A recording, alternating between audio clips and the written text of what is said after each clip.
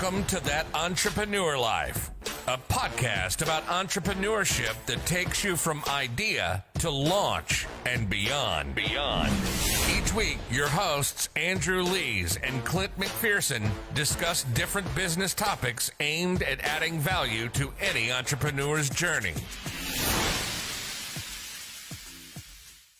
Welcome back, everyone, to another episode of That Entrepreneur Life. I'm Andrew Lees, and I'm here with my co-host, Clint McPherson. What's up, man? How you doing? I'm doing good, brother. I'm excited to be here, like always. Excited to record another episode. And as we continue to embrace 2021, hopefully it wasn't anything like 2020. We got to make it our best, put our best foot forward, and continue to drive on. But I'm really excited to welcome our special guest today, Mike Jahshan, to the show. How you doing, man? I'm doing great, Clint. Thanks. How are you? Great to have you on the show, Mike. It's a real honor. And we're really excited to dig into your entrepreneurial journey. Before we do that, can you just tell our listeners who you are and what you're all about? Awesome. We'll do. Thanks, Andrew. Thanks for having me on. I'm here in Toronto and working on a very special project right now called the Keto Oven. And what we're doing is making frozen keto entrees, pizzas, breads, things like that. Just trying to make the keto lifestyle easier for people. When we started in 2018, if you walked into a health food store or grocery store and you asked if they had anything keto, they'd kind of look at you like you're an alien. And they tell you, don't do that. It's dangerous. Be careful. Yeah. But in the last, it's 2 years, it's really, really come a long way. And I went keto. So that's how I started. I was about 400 pounds when I started this journey. Way overweight, wasn't good. So went keto. I've lost 100 pounds to date, but at the time I was down about 60. Yeah, it's been new life for sure. Yeah. And I have kitchen skills. We used to own a restaurant, my wife and I spent my whole life in the restaurant world. And you said we got to make keto easier for people because it's very challenging to go to the grocery store, buy all the ingredients, come home, cook everything. And it's just a lot of work and people weren't really informed. So we started making keto products for people. And the idea was just to sell it locally, but it took off. Stores were reaching out to us, asking if they can get our products. And here we are, we're across Canada now. And we make things like pizzas and pastas, things you can't normally have on keto, and bread. Yeah. Things that you can't normally eat. And that would be very challenging if you were trying to make it yourself at home. Yeah, I noticed that. And I was checking out your website and I'm starving now, by the way. That pizza looks so good. And just the idea that you can have pizza on any kind of diet, I think is amazing. So, and it's so interesting because keto is all about cutting out carbs and sugar and there's plenty of carbs in a normal pizza, but with the way that you're doing it, I think it's really important to be able to connect, to be able to ease people into a new lifestyle and not just say, you have to be super strict and do all these crazy things in order for it to work. You can say, no, there's, if you're not used to it, there's a different way you can do it. And you can have your special pizza and food that makes bridging the gap a lot easier for people. Oh, exactly. No more having to miss out on Friday night pizza nights with the family when they're ordering regular Papa John's or whatnot, or office luncheons. You can bring your pizza with you, and we get messages from people all the time. Thank you so. Well, we used to with the office luncheons, but thank you so much. We can now have pizza at the office luncheon. We just bring your pizza with us. So, and it makes it easier if it's going to help you stay on track and continue the course. If you're getting a craving for a pizza. And there's no option. No, you might have a pizza and then fall off, and it's very difficult to get back on. So we want to make it, help people with that. So, Mike, as both a successful real estate agent and founder of the Keto Oven, which you just mentioned, take us back to when your entrepreneurial journey started. I know you touched on it a little bit here with the Keto Oven and what you got going on there, but what is it about entrepreneurship that led you to where you are today? Mm-hmm. We'd have to go way back till when I was 12 years old. So my father was an entrepreneur. My father immigrated to Canada just before I was born. I was born in Canada, and he never worked for anybody. he always did his own thing, and he wasn't trying to, make it rich. He just wanted to provide for the family. There's 4 kids, right? So 6 of us all together growing up, and he just wanted his own time. He wanted his freedom. And I guess that's where I got it from, was, seeing my dad come and go. So when I was 12 years old, I started landscaping. I started my own landscaping company. So I did up business cards, went door to door, knocked on people's doors, gave them this pitch. And I didn't even own a lawnmower. I used their lawnmower because I didn't have the money to buy a lawnmower. And I got them to sign up on annual contracts. So it wasn't, $10 a shot. It was, hey, pay me $200 a year. Nice. I wanted that commitment from them. And then snow season would come around and I would do the same thing. And I didn't even have a shovel. I would use their shovel and go around and shovel driveways. And I'd hire friends. I'd bring friends with me because I needed help. And I remember being 12 years old and, bringing 3 guys with me, and all right, you do this house, you do this house, you do this house. And I'm moving on to houses trying to get more sales. And I had, my 12-year-old buddies out there shoveling snow while I was hustling door to door. So that's when, and I haven't really, looked back. I've always, grinded out the hustle. Yeah, I've worked for hotels.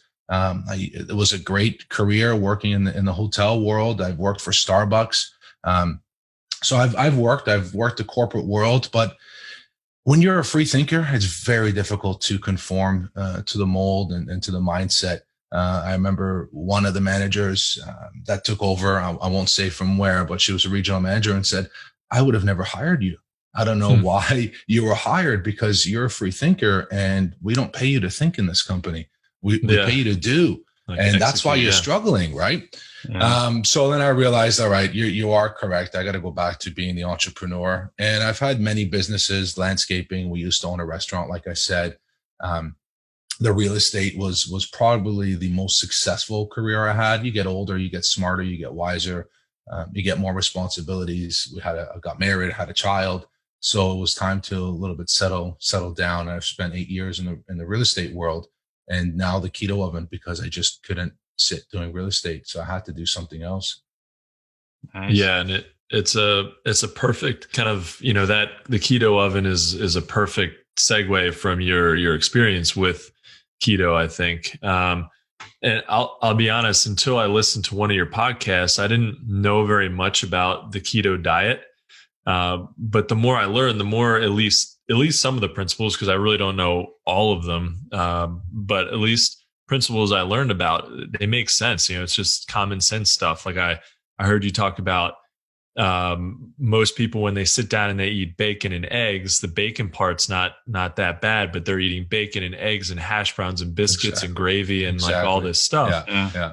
And that's where you really get into trouble. Excuse me. So can you explain to our audience what keto is all about and how it's improved your ability to run your businesses? Yeah. So you're 100% right. And you touch on that, and I'll talk about what keto is about. When I sit down and eat bacon and eggs, I just eat the bacon and eggs. When somebody who's not keto, they eat all of the above. But for some reason, they turn to me and question if I've checked my cholesterol. But you just ate the bacon and eggs just like I did, and you ate everything else on top of that. Maybe I had one extra slice of bacon than you. Well, because you've stuffed your mouth with the waffles and the toast and the jam and the juice and everything else, you don't have room for another slice of bacon. Right. So keto is basically no added sugars. So no, you're going to have a little bit of sugars from blueberries and strawberries, but we stay away from all other fruits. So no peaches, no watermelons, no bananas, no apples. And the idea is that you want to eliminate foods that cause you inflammation. And sugar causes inflammation. And whether it comes in the natural form of fruits or it comes in the processed forms, glucose, fructose, and everything else, it causes inflammation in the body. And the majority of our problems, our health problems, are inflammatory diseases. And when you eliminate sugar and you eliminate inflammation, well, your body starts to operate optimally and you start having more energy. And the energy is coming from what's called ketone bodies. So to produce ketone bodies in your body, you then increase your fat intake and you eliminate carbohydrates. So that's the next step. Now, I don't eliminate carbohydrates. People say, oh, keto's no carbs. Well, no, keto's carbs. I eat carbs. I eat vegetables. I eat broccoli. I eat nuts. I eat some legumes. So I consume carbs, but I consume high fiber carbs, and I stay away from any simple carbs, white bread, pastas, rice, things like that. And the reason we do that is because we need to reduce the carbohydrate intake, increase the fat intake. So now we're increasing fats because it causes you to be satisfied. If you eliminate carbs, you eliminate sugar, and you don't replace it with anything, this is the easiest way to think about it. And you're going to be hungry because you're not going to be satisfied. So when you increase the fats, now you get satisfied and your body starts to produce ketones. And now you start to fuel on ketones. And when you fuel on ketones, it is a completely different, it's night and day. It's almost as if this light goes off, and you have to, if you talk to people who are in the beginning of keto, within, I'd say, their first year, it becomes an ideology because you're like, oh my God, I can't believe this is how amazing I can feel. And then we got to be careful because we start looking at those that are not keto and we start looking down on them. Oh my God, I can't believe he's eating that. I can't believe she's putting that in her mouth. Well, hold on. That was you last week, or that was you last month, but you found the light. You know how good you feel because the feeling is amazing. And I know I would not have been as successful as I am now if I was not keto. I would not be able to function all day, every day, the way I do now. I have two little kids. I have a beautiful 5.5-year-old girl and a 2.5-year-old. And I'm working from home because there's no office to go to. So, and I do real estate still, and I'm building the Keto Oven into this global brand. We're across Canada. So I'm doing a lot. And there's no way I would have been able to do all of this unless I had the mental clarity that keto gives me. Unless I had, the activity, I'm able to get up and ride my bike and go for jogs and all that. Would have never done that before on keto. So it's eliminating sugar, eliminating, simple carbohydrates, increasing your fat. And you have to give it a little bit of time. You have to give it a week for your body to adapt, because within that first week, your body's used to burning glucose and it's saying, hey, where's the sugar? Hey, Andrew, give me some sugar. I need energy. And you're sitting on the couch. You call Clint, man, this thing, what is this keto business, man? I can't move. And Clint's like, me too, dude. I'm crashing, man. All right, bring over the Cheetos. Let's, and then you eat the Cheetos and you feel better because your body was trying to go through this adaptation period. And a lot of people get what's called the keto flu. So they start feeling like crap. It feels like the flu, because your body is reaching for carbs and sugar and it's telling you, give me carbs and sugar, and you're not. It does not know that there's an alternate fuel source until about day 5 or 6. It depends on the person, but usually it's about 5 or 6 days. And then you wake up one morning and boom, whoa, what is this? And you're wired. You get this amazing sensation of fueling on ketones, and then you might get insomnia. You can't sleep at night because you're so wired. You're like, oh my God, I can't sleep. Why can't I sleep? And so there's a whole, and it's great to join groups on Facebook and talk to friends that have done it before, because there's things that are going to happen in the first little while that you need to transition through. But you have to give it time. A lot of people give up after 3 or 4 days. Oh, keto didn't work for me, man. It didn't work. Well, you didn't do it right. You didn't give it time. Didn't do it enough. Yeah. You bring up a great point, because it's like with anything, you have to give it time, whether you're working out, whether you're switching over your diet, whether you're trying to rewire your brain, your mentality, to try to get you in the right mindset. You have to give it that trial period. You have to give it that time that it deserves, especially if you make that commitment. Changing your life, like changing the way you eat, is a huge lifestyle change. Right. And so when you're sitting there, going through that process, it's not always going to be fun. It's almost like you're having a drug withdrawal, right? Like the people that are on drugs, like they're going to crash hard because they're shooting it into and that's how sugar is, right? To our brains, it does the same as some of these hardcore drugs, and it gives us that same. It might not give you the same feeling, but your body craves it, right? It gives you those cravings. And then it's the same thing. You cut out sugar, and that's all you're used to putting in your body, or you consume a lot of it all the time, and your brain gets that, like you said, eating those Cheetos. Now we got that spark of energy that our body was needed at the time, but because it didn't know anything else. And so you have to go through that conversion period. And whether it's working out, like we all want to go into the gym today, do 100 push-ups or curls or bench press or jump, whatever, and come out there feeling like we're ripped. It's not going to happen. Or we want to see a transformation. Our body just completely changed. We got pecs now, right? We got 8-pack abs. We walk out of there, man, that one day in the gym was awesome. Look at me. It doesn't happen like that. It doesn't happen that way. Yeah. Exactly. Yeah. So, I mean, I love the whole business, you know? Exactly. Oh, exactly. It's harder than quitting smoking or injecting needles, because you don't have to smoke to survive. You don't have to inject needles to live, but you have to eat. All right. Yeah. So when you're doing something twice a day, 3 times a day, some people 5 times a day, which is crazy. You have to eat. So, and if your cupboard or your pantry or your fridge or your friends, or if it's all around you, that's bad.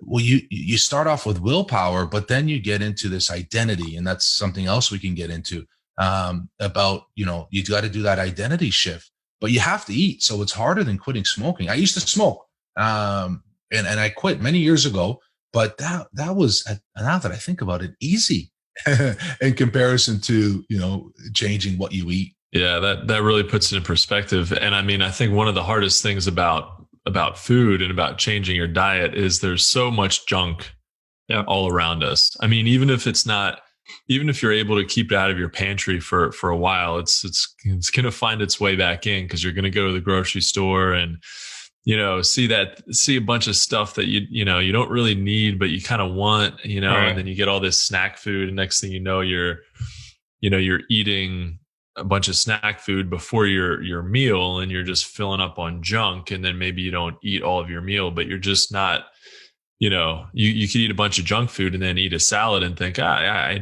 ate a salad. I ate healthy. It's like, well, you don't just add healthy stuff on top of all the other crap, and then all of a sudden it's healthy. Exactly.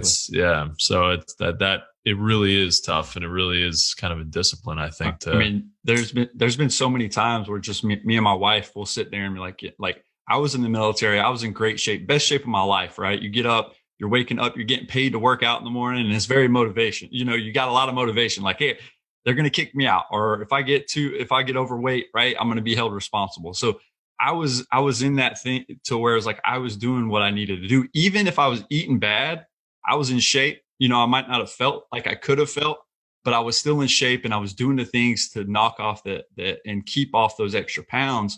But now when you sit with your wife, I have 2 kids myself.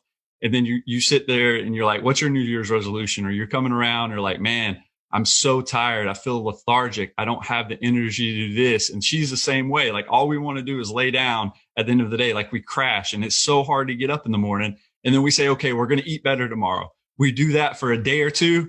And then she goes grocery shopping, and then she starts bringing in all the sugars for the kids, right? The gummy bears or the cereal or all of this stuff that I was addicted to when I was younger. And then it's like, I'm having a withdrawal right now, and the power within me is not going to hold back. I'm like, I'm going for that bowl of cereal, right? Like, immediately, or I'm going to eat this. But man, it's a hard thing. But if you switch over to the keto diet, it's one of those things. To just go off of what you said earlier, Mike, we had somebody over that was on the keto diet the other day. My wife's sister's getting married to this guy. And so he was like, I'm on the keto diet. And then we were giving him a hard time. And it's just one of those things you just don't understand, because we're like, dude, you're just going to eat that. We got all this other good stuff. And he's like, man, you don't understand. I had to stay committed here. Don't talk bad about me. Don't mess with me. Yeah. It's, when you say it's hard, it's going to be hard.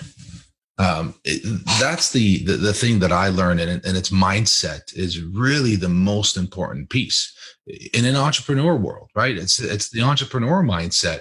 And that's kind of the same mindset you put towards your eating habits, or it's the same mindset you put towards exercise and healthy habits. It's that entrepreneur mindset of, this is not hard. I can do this, right? I'm better. I'm special. I'll put in the grind. I'll put in the hustle.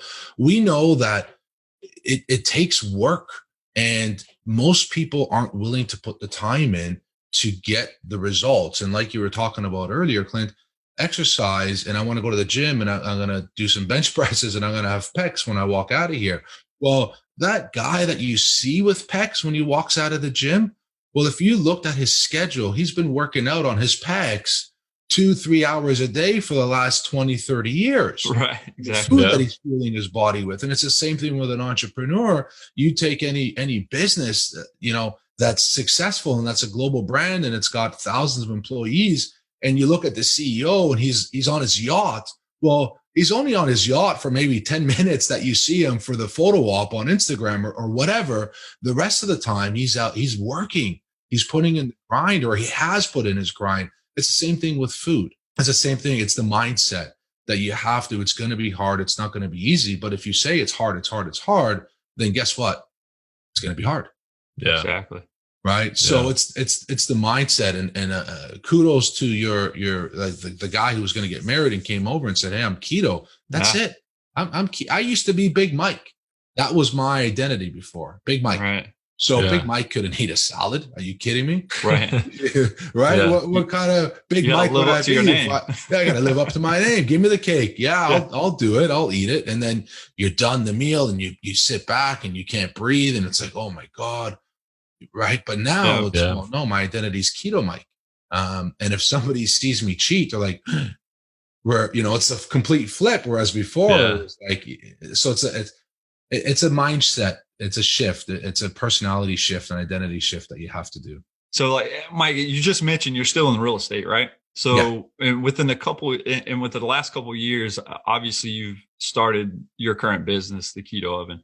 I mean, when you think, like, do you think you'll actually continue to do real estate as this thing, as the Keto Oven practice continues to, grow? And where do you see your keto business going within the next 5 years, my man? Yeah, I think so. I don't know. I'm not saying it's going to be done, or I'm going to put the real estate career aside. That would be nuts. I do well in real estate, and I'm not knocking on doors anymore. Right. I'm not doing the hustle that I did the first 5 years. I spent the first 5 years knocking on doors and cold calling and grinding out and doing the hustle. I'm at a point now where most things are automated for me. My clientele are repeat clients or referrals.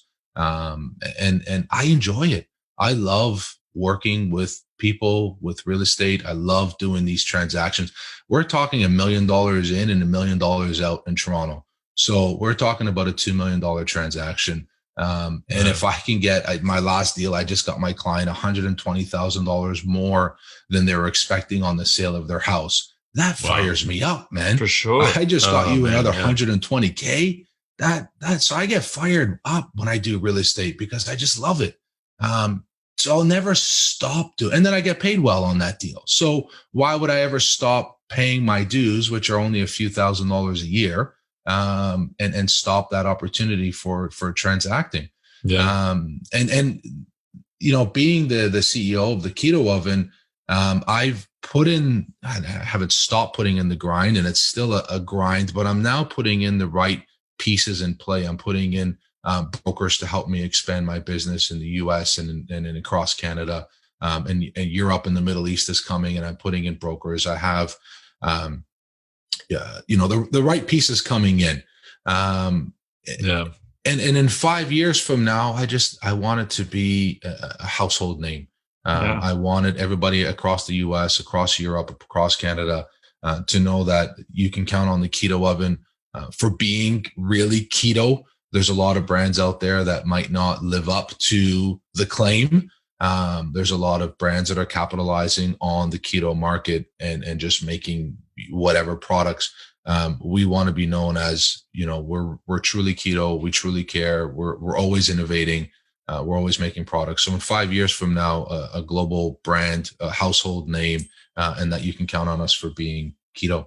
Yeah, I mean, it's a great segment, and it's probably something that's not as flooded as some other, food segments. But if you can bring, and especially if you can keep it simple, which it looks like you are. I mean, I love that you've got a few different items like pizzas, keeping it simple, keeping it something that everyone loves. I mean, who doesn't like pizza? I think that's really smart. So how are you trying to get into grocery stores, or like what's your kind of distribution model for? Yeah. So when we first started 2 years ago, keto, there was no way you were ever going to approach a grocery store with keto pizza or pasta. It was small local health food stores. My biggest target was Whole Foods. If I can get into Whole Foods, I've made it, man. We made it. If we get into Whole Foods. We're in Whole Foods now, and cool. They're a great customer, but our sites are on much bigger. Even though Whole Foods is a national retailer, they don't have as many stores as, say, a Kroger or a Walmart or somebody else. And I said, Walmart, well, our product's never going to go into Walmart. And then you look at what Walmart's done, or Target, and what they've done over the past couple of years, or a year even, is they're bringing in a lot of keto products and a lot of high-end keto products. So it's like, yeah, we want to get into Walmart. We want to get into Target. We want to be as accessible as possible to our consumers. So yeah, our target is everybody. Walmart's, Kroger's, Loblaws here in Canada. As many grocery stores as possible. Price point is, and then our fear was the price point, and that's why we had to be into health food stores only, because the grocery store is not going to touch us because our price point is so high.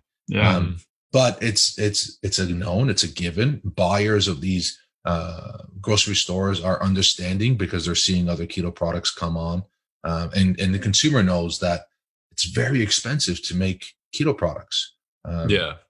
It's a different kind of product. That it's, I mean, you can't compare 1-to-1 a regular pepperoni pizza to a keto pizza, and you're going to have different customers too. So you're not just going to have, you're going to have somebody who understands it, hopefully. And you can also, what's cool is because you're getting in so early, you can be part of that education and knowledge base. So you can help educate consumers and drive them to, say, hey, you pick it up at Walmart, and you're behind that, the force for getting keto into the world and understood better. So then they can understand your price point and everything about your product better than they would have. You're 100% right, Andrew. That's part of what I want to do as well, is not just build the Keto Oven brand, but also educate people. We're at the forefront here of the keto lifestyle.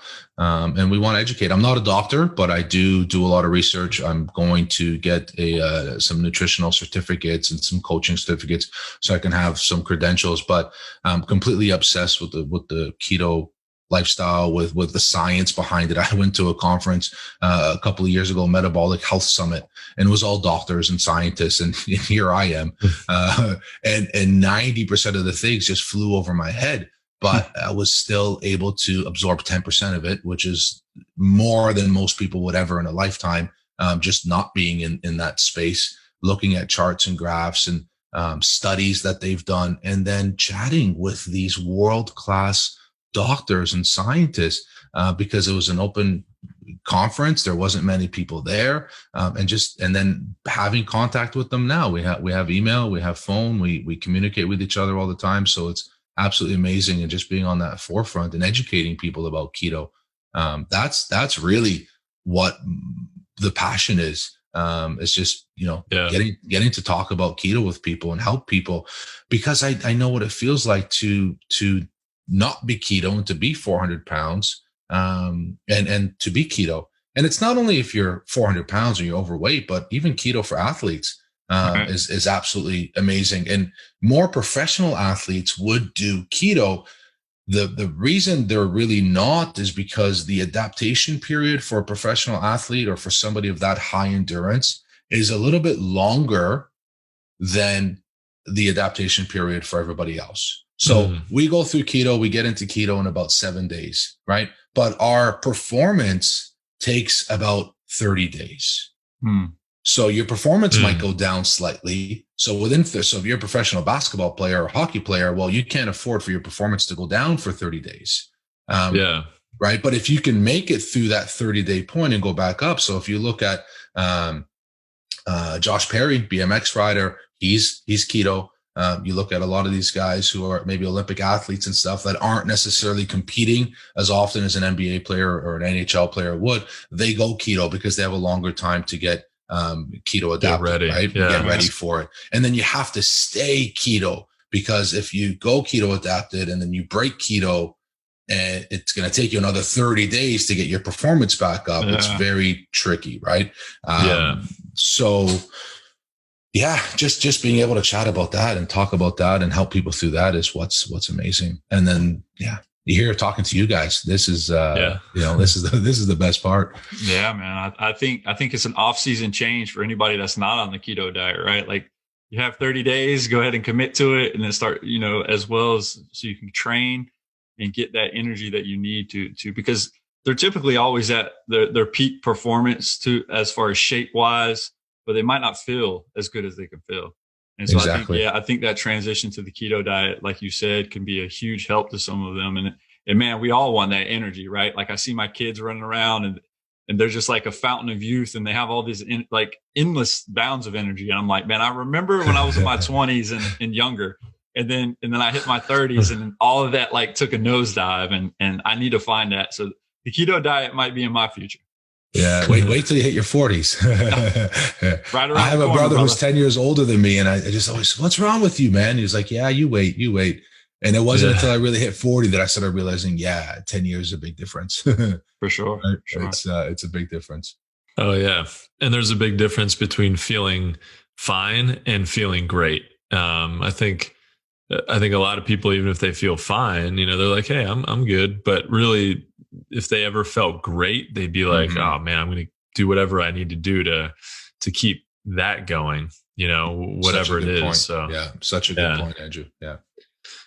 So Mike, through your entrepreneurial journey from the highest to lows, what has been the most difficult thing about being an entrepreneur for you? And how do you kind of get unstuck and not lose traction? That's the entrepreneur life. You're living at 100%, and then you're living at, negative 10%. The highs and lows are super extreme. And getting through the lows are very difficult. I probably tried to quit building the keto oven a dozen times, maybe more. I'm not doing this shit anymore. I can't take it. It took my savings. So in 2018, I was, doing well in real estate. We were traveling 3 or 4 times a year. My sister lives in California. So me and my wife would go there and spend 6 weeks in California, and I'd be doing real estate deals from my phone, while on the beach in Manhattan Beach. And, life was good, but it wasn't always that way, right? Because before that, we couldn't pay our phone bills. And the phone would get disconnected. Because I remember the trip before, coming back from California, landing and calling my brother to pick me up from the airport, and my phone won't work. What the heck? Why is my phone calling the phone company? Well, your phone's been disconnected. You haven't paid your bill. So we had those. And then, you have your temporary, let's have a good time and travel 3 times a year and spend 6 weeks in California. So there's, highs and lows. And then we come back, and I really focused on building the keto oven. That my real estate business suffered because I wasn't focusing on the real estate business. And because it suffered, I wasn't, and our monthly burn rate, cash burn rate was so high at home that we burnt through our savings real quick. I wasn't making any more money, and the keto oven was taking up a lot of our money. And the idea wasn't to build this big global brand for the keto oven. It was just small and a side business. And we took it and we blew it up. The entrepreneur mind, right? I'm going to do this. Let's do it big, or don't do it at all. And then I'm at a point where it's, oh shit, I'm $100,000 in debt. I have no real estate deals in the books. I have no real estate clients coming. We might have to sell the house. We might have to get rid of our car. We might have to move in with one of our parents. What do we do? And it was stressful, anxiety, and hated the process of going to make the pizzas because it made me broke. And thankfully I have a great relationship with my wife. We're best friends, that, and we have our child 2 now, but thankfully we have that relationship where we can support each other. And I would come home saying, I'm going to quit. I would do 20 hours straight at the manufacturing plant. I kid you not, and come home, and we've only made, 200 pizzas. We're supposed to make 300. We only made 2 because we ruined 100 of them. I only had budget to pay people to be there for 10 hours. We were there for 20. So I went way over budget. And it's like, shit, we got no more money. What are we going to do? So we took out a second line of mortgage on the house. Really, really, really troubling times. But then I refocused again on the real estate and really pushed the real estate business. And I almost quit keto. And I said, that's it. I'm not doing the keto anymore. Listened to a lot of audio. And I think that's where I stopped, was listening to audio, listening to self-help stuff, listening to guys like Gary Vee, Tony Robbins, Les Brown. Super important to have that as part of your daily life. And I had a life coach who was on my last podcast, 𝗔𝗶𝗶𝗄 and I engaged him and started enjoying the process. And I think that was the biggest thing, because we all want that, the yacht, or, the freedom of what millions of dollars can give us. But none of us are willing to put in the work it takes to get that yacht or the $1 million. And I don't care. I don't want a yacht, but I'm just using it as an example, right? We're not really willing to put in the work that it takes. And we just want it. And it doesn't happen that way. Just because no you silver said bullet. It, there's no silver bullet. It takes work. And at what expense? So if you want that yacht, or you want to spend 6 weeks in California, or you want to drive a fancy car, at what expense?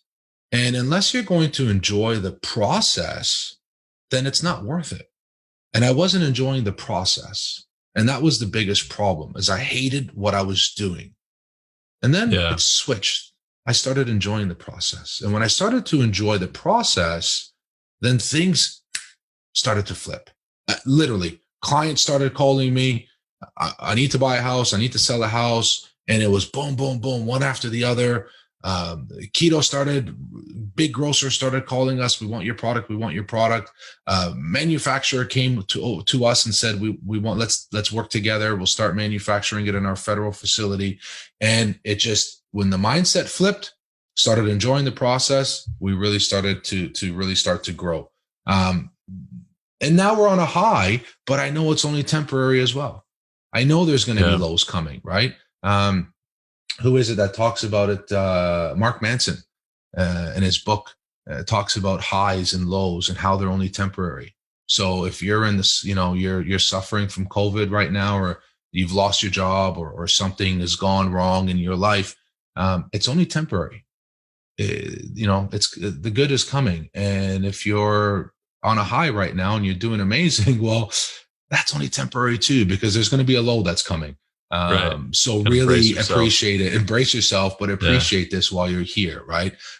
So that's helped. That's really helped as well, knowing that it's only temporary. Yeah, I couldn't agree more. I think that the mindset, I mean, you've talked about that a couple of times. And mindset's so critical to being successful.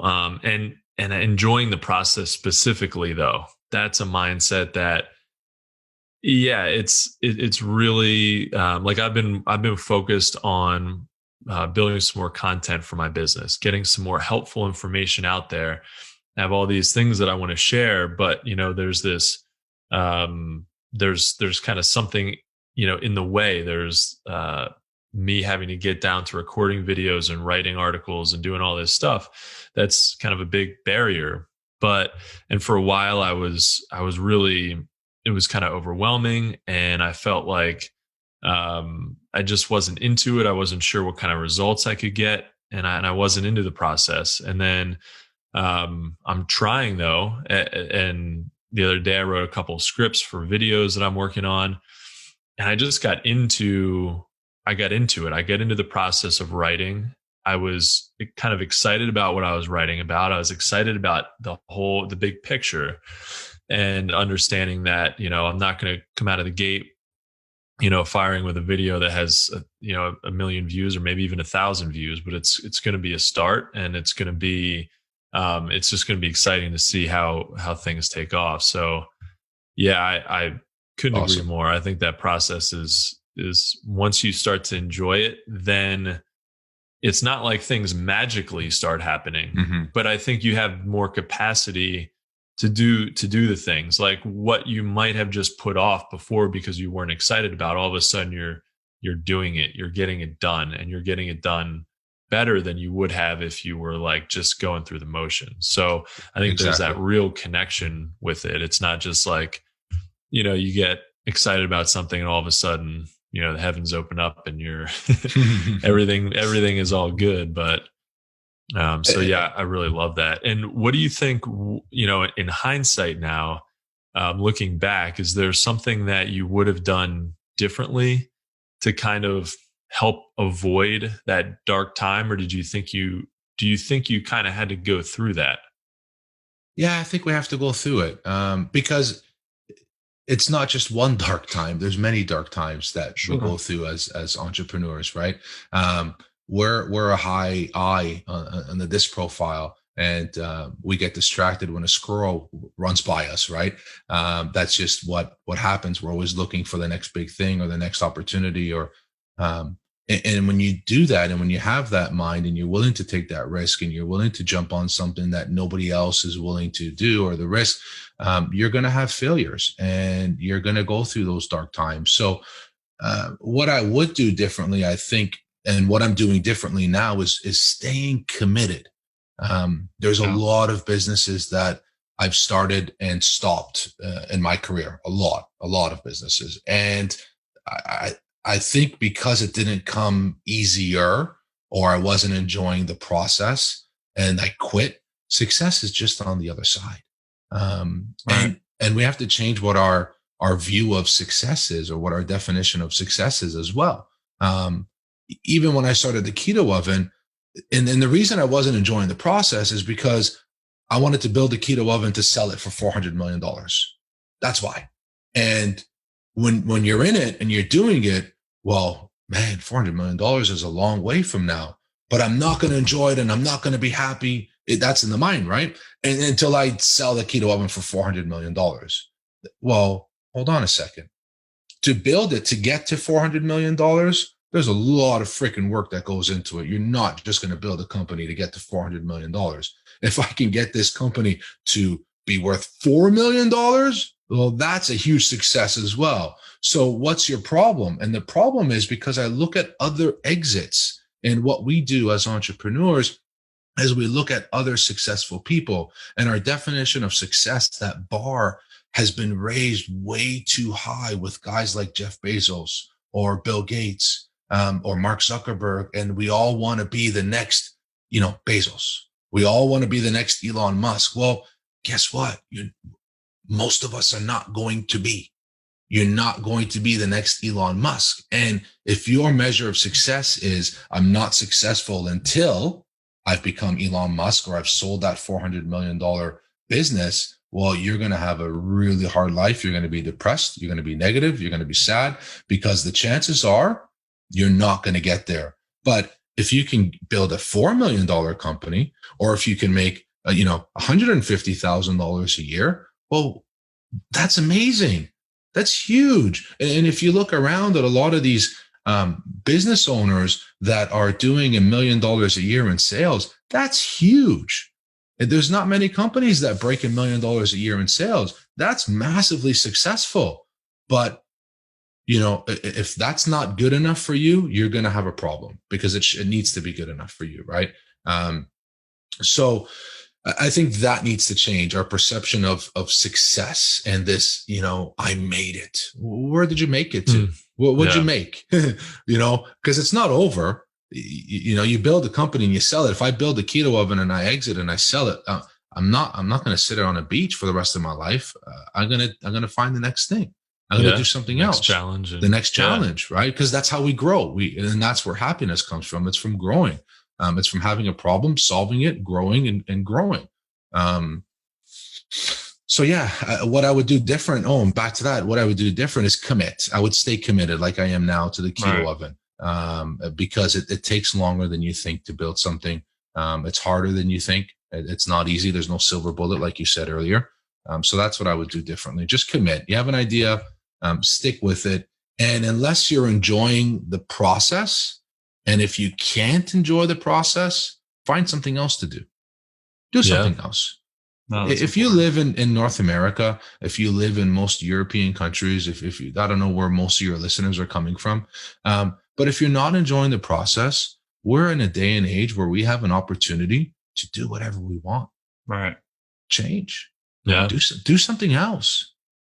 Exactly. It's never been easier to pivot and figure out something that does make you excited. Yeah. Never been easier, because the process is 90% of the time. 90% of your life goes into the process. Yeah. And if you're doing it just to enjoy the 10%, I call it the 10% sexy and the 90% process. And if you're doing it just for the sexy, well, you're going to struggle 90% of your life, right? And then you won't get the 10%. You're doing it for the wrong reasons, man. You're doing it for the wrong reasons. I think as an entrepreneur, it's just important going into any venture and define success, because that definition of success for each and every one of us could be different, right? It might not be the $400 million exit strategy that we envision, because that's a steep goal to have. And if you continue to like compare yesterday and say, what did I do to get to that goal? And if you're not asking yourself and I'm not saying not having that mindset of like, hey, I'm going to get this $400 million. But again, you have to embrace the journey. You have to embrace the successes, the small victories along the way. But I think, again, like you said, and you mentioned, we're just focused on the Elon Musk, money. And that's all we can judge that path on. If I can't get to this 400 million within this year, I failed. Yeah. But it's all about that commitment, man. It's a big mind shift change. Whenever you go in, you stay committed, you trust the process. And as long as your system's not broke, because along the way, you can figure that the system's broke, whether you're excited about doing it every day, that internal system's broke if you're not. Right. And then so you got to really say, is this really what I want to do for the rest of my life? Is this really what I want to stay committed to? Is this really the one shot I want to take at this? And if it's not, find that thing that you can stay passionate about along the ups and downs, because even when you struggle, if you're trying to throw in the towel and you want to quit, we all feel that way. But you have to surround yourself with people that you have in your corner that will encourage you, but you also have to encourage yourself again. And then if you make that one sell, that's a victory for that day, right? Who cares about the $400 million goal that you do have? That's somewhere on a board, somewhere in a journal, whatever it is. And it's still in your mind and you know that's your goal, but take that step, right? Because we all have to take a step. You just can't leap from here to there unless you have built something up like Elon Musk, to where you're like Tesla stock, just blast off like his rockets are doing right now. You know what I'm saying? But he put in the work and everything to get there. It was like everybody was telling him he couldn't do it. Yeah. And he was like, I'm going to do it. Regardless if you believe it or not, he believed in himself. And I really think as an entrepreneur, he defined his own success. And to today, I think he really has his own definition of his success. And I really don't believe it's the money, even though what he is doing is bringing him a lot of money. Yeah. You know what I'm saying? Yeah. And if you've listened to him, everybody wants to be or wants the Elon Musk money, but to do what it takes, or to do Elon, his brain doesn't turn off. Right. Yeah. To him, Constant. It's a curse. Yeah. He doesn't, we're entrepreneurs and we're always thinking, he doesn't turn off. He goes to bed. He wakes up. Bill Gates is the same. These guys don't turn off. So that's not easy. And it's not about the money, because they're at a point now where they don't need any more money. No. Right. They're doing it. It's bigger whys than that, right? Their why is much bigger than money. Sure. And any one of us, if your why is money, forget it. It's not going to work. It's not going to happen. Your why has to be much bigger than money, bigger than yourself. And these guys they're champs. They're animals. And most of us cannot put in that kind of, I know I can't. I want to build, this $400 million company. Well, you know what? I'm not willing to put in the work it takes. Right. I'm willing to have the mindset. Yeah. I need that mindset, the same, but I got to be honest with myself. I'm not willing to put in that kind of work. I want to spend 6 weeks in California with my family. Yeah, for sure. And that's super important to have that balance, because I think that helps you recharge if it's about the journey and it's about the process, which it is. You can't have that journey and that process, I don't think, in a healthy way without your family, without a life outside of entrepreneurship. And, I think even probably guys like Elon Musk and Jeff Bezos, they might have locked themselves in a room figuring stuff out for a while, but not forever. They had whatever their personal lives look like. They've figured out how to have some kind of a healthy balance, whatever that looks like for them. So that's key too. I mean, I think a lot of entrepreneurs get caught up in, I'm just going to work 20 hours a day. I'm going to sleep for 4, and I'm going to do that for years and sustain that. And it's just stupid. It doesn't make any sense. I heard Gary Vee recently talk about, it might not have been recent, but I saw the video recently about him talking about sleep. He's like, man, during the pandemic, I've gotten 8, 9, 10 hours of sleep. Sleep's great, get recharged, but then kill it in the rest of the hours. Right. When you're working, work hard. Exactly. And that's it. You don't have to be working all the time. You just have to be working as hard as you can when you're doing it, and then move on. Yeah. And it's funny, it's Gary Vee's thought. And when I talked earlier about the audio, the 30 minutes a day of bettering yourself, or an hour a day of listening to guys like Gary Vee or Tony Robbins or Les Brown or whoever it is that you listen to that fires you up.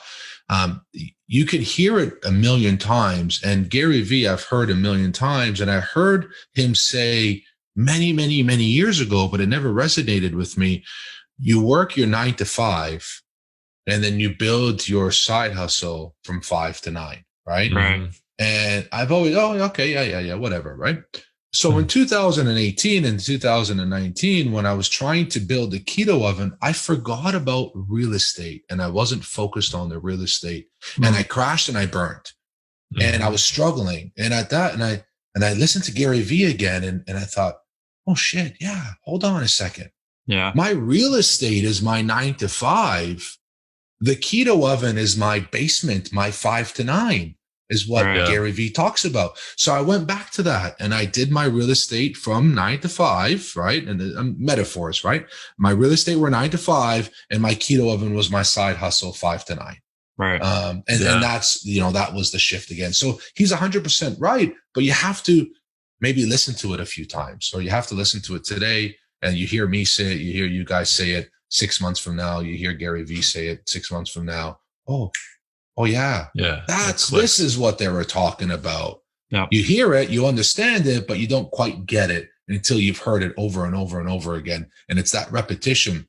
And that's where a lot of people fail, is they think they heard it once. I was playing an audio for somebody once, and I know this. What do you know? I know all this. You're 20 years old. What do you know? Are you kidding? Listen to this. Come on, listen. Because I'm 40, and it's blowing my mind, the stuff I'm hearing. And you're 20, and you want to tell me that you know all of this already? You might have heard it, but you don't know it. You got to listen to it over and over and over and over again. They click. Yeah. I love it. Absolutely. Well, Mike, as we wrap up this episode, man, if you could leave our listeners with one piece of advice, and it could be something you've already said, what would it be? Enjoy your life. Put in the grind. I think a summary of what we've talked about, right? Put in the grind, work the 9 to 5, 5 to 9 is your hustle. Enjoy your family, enjoy your time, enjoy your friends. And if you want something, go for it. This is a day and age, and we live in a world where we can go after whatever we want. We can get whatever we want. If you work a government job and you hate it, if you've lost your job because of COVID, something we talked about with my coach on the last podcast I did was life can be happening to you or for you. Yeah. And you can look at COVID as happening to you or for you. I look at it as it's happening for me. I'm thankful in my business that COVID happened. I wish it was something else and people weren't losing their lives and their jobs and everything, and they weren't crashing. But what I've taken from it, it's been good for my business. Right. So I've taken it as happening for me. And it's just your mindset, and you can make the shift. If you want to be sad and upset and miserable, then you can be sad, upset, and miserable. But if you want to be happy and peaceful, then you can be happy and peaceful. You can be whatever you want. Change your state. Tony Robbins says it the best, right? Change your state, change your mind, and you can literally, the snap of a finger, really change your state. It takes practice, but you can literally do it that easily. So hustle hard. Go for it. Do what you want. And if you're not enjoying the process, enjoy the process, or do something else where you can enjoy the process. No, man, that's a great way to wrap it up, man. And Mike, I think like Marshawn Lynch says, I don't know how big of a football player fan you are, but he says, work on the mentals, right? It's about working on the mentals. And then the mentals is your mind shift, right? He's talking about work on your mentals. Yeah. He's a little bit of a, I don't know if his vocabulary is too huge, but, working on the mentals is a good way to end this episode. And I think it's a wrap for this episode, Mike. But from the both of us, we want to thank you for taking the time out of your day to join us and adding value to what we're doing on our podcast. Awesome. Thanks you guys. Thanks for having me on. And it was amazing. All the best. Absolutely. Yeah, it was great to talk to you today, Mike.